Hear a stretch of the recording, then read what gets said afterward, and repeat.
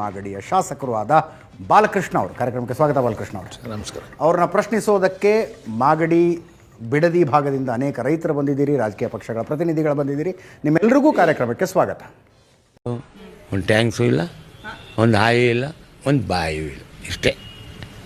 ಇದೇ ಏನು ಚೆಕ್ ಹಂಚಕ್ಕೆ ನಿಂತು ಬಿಟ್ಟಿದ್ದೀರಿ. ಶಾಸಕರೊಬ್ಬರು ಚೆಕ್ ಕೊಡ್ತಾ ಇರೋದು ಫಸ್ಟ್ ಟೈಮ್ ನೋಡ್ತಾ ಇದ್ದೀವಿ ನಾವು. ಬಿಡದಿಯಲ್ಲಿ ಜಮೀನು ಕಳೆದುಕೊಳ್ತಾ ಇರುವವರಿಗೆ ಚೆಕ್ ಹಂಚಿಕೆ ಮಾಡ್ತಾರೆ. ನಾನು ಅದಕ್ಕೋಸ್ಕರ ಚೆಕ್ ಕೊಟ್ಟೆ. ನಾನು ನೋಡಿದೆ, ನಮ್ಮ ಮಾಜಿ ನಾಯಕರು ಕಮೆಂಟ್ ಮಾಡಿರ್ತಕ್ಕಂಥದ್ದನ್ನು ನೋಡಿದೆ. ಇದನ್ನೆಲ್ಲ ಕಣ್ಣಿಂದ ನೋಡಿ ಕಂಗಾಲ ಆಗ್ಬಿಟ್ಟಿದ್ದೀನಿ.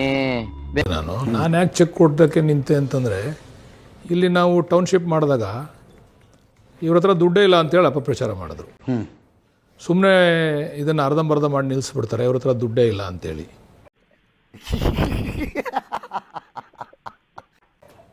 ಅದಕ್ಕೋಸ್ಕರ ದುಡ್ಡು ಇದೆ ನಮ್ಮ ಹತ್ರ, ನಾವು ಚೆಕ್ ಕೊಡ್ತಾ ಇದ್ದೀವಿ, ನೀವು ಯಾರಾದರೂ ದುಡ್ಡು ತೊಗೊಳ್ಳೋರು ಧೈರ್ಯವಾಗಿ ಮುಂದೆ ಬರ್ಬೋದು ಅಂತ ತೋರಿಸ್ಲಿಕ್ಕೋಸ್ಕರ ಚೆಕ್ ಕೊಟ್ಟಿರ್ತಕ್ಕಂಥದ್ದು. ಓಕೆ, ನನ್ನ ಜೊತೆಗೆ ನಾನು ಒಬ್ಬನೇ ಕೊಟ್ಟಿಲ್ಲ, ನನ್ನ ಜೊತೆ ಅಧಿಕಾರಿಗಳು ಕೂತಿದ್ರು.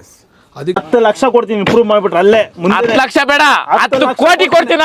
ಅಧಿಕಾರಿಗಳು ಪಕ್ಕದಲ್ಲಿ ಕೂತಿದ್ರು, ನಾನು ಕೊಟ್ಟೆ ಅಷ್ಟೇ. ಅವ್ರು ಕೊಡ್ಬೇಕಾದ ಚೆಕ್ ನಾನು ಇಸ್ಕೊಂಡು ಕೊಟ್ಟಿದ್ದೀನಿ ಅಷ್ಟೇ. ಅದಕ್ಕೋಸ್ಕರ ಜನಕ್ಕೊಂದು ಸಂದೇಶ ಕೊಡ್ಬೇಕಲ್ವ ನಾವು. ದುಡ್ಡಿದೆ ರೀ, ನಮ್ಮ ಸರ್ಕಾರದಲ್ಲಿ ದುಡ್ಡಿಲ್ಲ ಅಂತೇಳಿ ಅಪಪ್ರಚಾರ ಮಾಡ್ತಾರೆ, ದುಡ್ಡಿದೆ ಅಂತಕ್ಕಂಥ ಸಂದೇಶ ಕೊಡ್ಲಿಕ್ಕೋಸ್ಕರ ಚೆಕ್ ಕೊಟ್ಟಿದ್ದೆ ಅಷ್ಟೇ. ಅದು ಬಿಟ್ರೆ ಬೇರೆ ರೀತಿ ಏನಿಲ್ಲ. 10 ಕೋಟಿ ನಾನು ಕೊಡ್ತೀನಿ, ನಿಮ್ಮ ಅಪ್ಪನಿಗೆ ನೀನು ಹುಟ್ಟಿದ್ರೆ. ದಿವಸ ಕೊಡ್ತಾ ಇದ್ದಾರೆ, ಎಲ್ಲ ಕಡೆ ಚೆಕ್ಗಳು ಕೊಡ್ತಾ ಇದ್ದಾರೆ, RTGS ಮಾಡ್ತಾ ಇದ್ದಾರೆ. ಆಕ್ಚುಲಿ ಚೆಕ್ ಕೊಡಕ್ಕೆ ಬರಲ್ಲ, RTGS ಮಾಡಬೇಕು ಅವ್ರ ಅಕೌಂಟ್ಗಳಿಗೆ.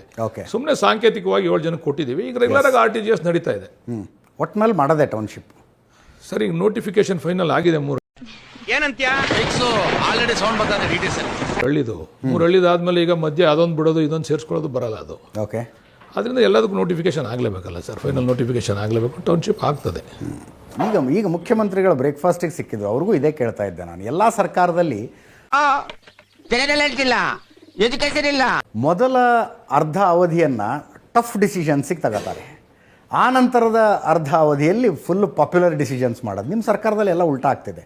ಮೊದಲ ಅರ್ಧ ಸರ್ಕಾರದಲ್ಲಿ ಗ್ಯಾರಂಟಿಗಳು, ಯೋಜನೆಗಳು,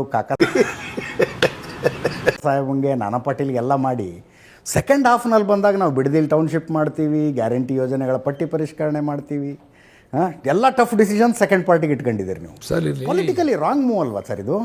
ಹಲವು ಸಂಗತಿಗಳ ನಡುವೆ ನಮ್ಮನ್ನ ಕಾಡುವಂತಹ ಕಟ್ಟ ಕಡೆಯ ಪ್ರಶ್ನೆ ಹೀಗೂ ಉಂಟು. ಇಲ್ಲ, ಈಗ ನಾವು ಪಾಪ್ಯುಲಾರಿಟಿಗೋಸ್ಕರ ಮಾಡ್ತಕ್ಕಂಥ ವಿಚಾರ ಅಲ್ಲ ಇದು. ಇದು ಪ್ರಾಮಾಣಿಕವಾಗಿ ನಾವು ಏನು ಅಂದ್ಕೊಂಡಿದ್ದೀವಿ ಅದನ್ನು ಮಾಡಬೇಕು. ಪಾಪ್ಯುಲಾರಿಟಿ ನಾವು ಮಾಡೋದ್ರಿಂದ ಪಾಪ್ಯುಲಾರಿಟಿ ಬರ್ತದೆ, ಪಾಪ್ಯುಲಾರಿಟಿ ಬರಲ್ಲ ಅಂತ ಹೇಳೋಕ್ಕಾಗಲ್ಲ. ಎಲ್ಲ ಪಾಪ್ಯುಲಾರಿಟಿ ಮಾಡಿದವರೆಲ್ಲ ಚುನಾವಣೆಯಲ್ಲಿ ಗೆದ್ದಿಲ್ಲ ನೆಕ್ಸ್ಟ್ ಟೈಮು.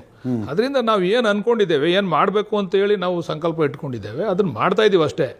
ಪಾಪ್ಯುಲಾರಿಟಿ ಜನ ತೀರ್ಮಾನ ಮಾಡ್ತಾರೆ. ಆಮೇಲೆ 2028ಕ್ಕೆ ನಾವು ಮಾಡಿರ್ತಕ್ಕಂಥದ್ದು ಸರಿನೋ ತಪ್ಪು ಅಂತಕ್ಕಂಥದ್ದು ಜನಕ್ಕೆ ಬಿಡೋಣ, ತೀರ್ಮಾನ ಅವ್ರು ಮಾಡ್ತಾರೆ. ಆವತ್ತು ಇವರ ಮುಖದಲ್ಲಿ ಒಂದು ತೇಜಸ್ಸನ್ನು ನೋಡಿದೆ. ಅವತ್ತು ಪಾಪ್ಯುಲಾರಿಟಿ ಯಾರ್ದು ಏನು ಅಂತಕ್ಕಂಥ ತೀರ್ಮಾನ ಆಗ್ತದೆ.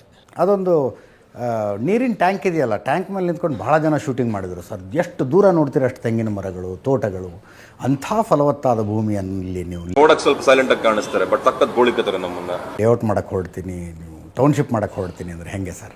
ಇನ್ನೊಂದು ಪಂಚಾಯತಿ ಅವಲ್ಲ ಸರ್ ಪಕ್ಕದಲ್ಲಿ, ಅಲ್ಲೂ ನೀರಿನ ಟ್ಯಾಂಕ್ಗಳವೆ. ಅದ್ರ ಮೇಲೆ ನಿಂತ್ಕೊಂಡು ನೋಡಿ ಯಾವ ಥರ ಕಾಣಿಸ್ತದೆ ಅಂತ. ಪೂರ್ತಿ ಕಾಣೋದೆಲ್ಲ ಲೇಔಟ್ಗಳೇನೆ.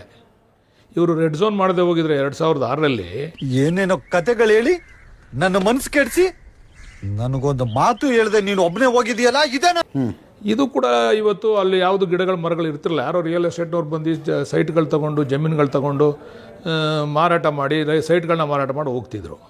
ಇಲ್ಲಿ ರೆಡ್ ಝೋನ್ ಮಾಡಿದ ಕಾರಣಕ್ಕೆ ಯಾರು ಕೂಡ ಮಾರಾಟ ಮಾಡ್ಲಿಕ್ಕೆ ಆಗಲಿಲ್ಲ ರೈತರುಗಳು. ಅವ್ರವ್ರ ಜಮೀನನ್ನು ವಿಧಿ ಇಲ್ದೇ ಅವರು ಅದನ್ನು ತೋಟಗಾರಿಕೆ ಇನ್ನೊಂದು ಮತ್ತೊಂದು ಆ ಗಲೀಜ್ ನೀರಿನಲ್ಲೂ ಕೂಡ ಬೆಳೀತಕ್ಕಂಥ ಆ ಒಂದು ಪರಿಸ್ಥಿತಿ ನಿರ್ಮಾಣ ಆಯಿತು. ನೀವು ಪಕ್ಕದಲ್ಲೇ ಪಂಚಾಯತಿಗಳಿದ್ದಾವೆ, ಮಂಚಾಕ್ನಲ್ಲಿ ಪಂಚಾಯತಿ ಇದೆ, ಬನ್ನಿಗುಪ್ಪೆ ಪಂಚಾಯತಿ ಇದೆ. ಅಲ್ಲೂ ಮೇಲೆ ನಿಂತ್ಕೊಂಡು ನೋಡಿ, ಉದ್ದಕ್ಕೂ ಬರೀ ಲೇಔಟ್ಗಳು ಕಾಣ್ತಾವಲ್ಲ. ಅಂದರೆ ಫಲವತ್ತಾದ ಭೂಮಿಯಲ್ಲಿ ನೀವು ಟೌನ್ಶಿಪ್ ಮಾಡಕ್ಕೆ ಹೋಗ್ತಾ ಇದ್ದೀರಿ ಅನ್ನೋ ಆರೋಪ ಪೂರ್ತಿ ಸತ್ಯ ಅಲ್ಲ ಅಂತೀರಾ ನೀವು? ಖಂಡಿತ. ರೆಡ್ ಝೋನ್ ಮಾಡಿದ್ರಿಂದನೇ ಯಾರು ಮಾರ್ಲಿಕ್ಕೆ ಆಗಲ್ಲ, ಅದನ್ನು ಟ್ರಾನ್ಸಾಕ್ಷನ್ ಕೂಡ ಮಾಡ್ಲಿಕ್ಕೆ ಆಗಲ್ಲ. ಅದನ್ನು ಮಾಡದಿದ್ದಾಗ ಏನು ಮಾಡ್ತಾನೆ ರೈತ? ಕೇಳಕ್ಕೆ ಇಷ್ಟಪಡ್ತೀನಿ. ಓಕೆ ಫ್ರೆಂಡ್, ಬಾಯ್.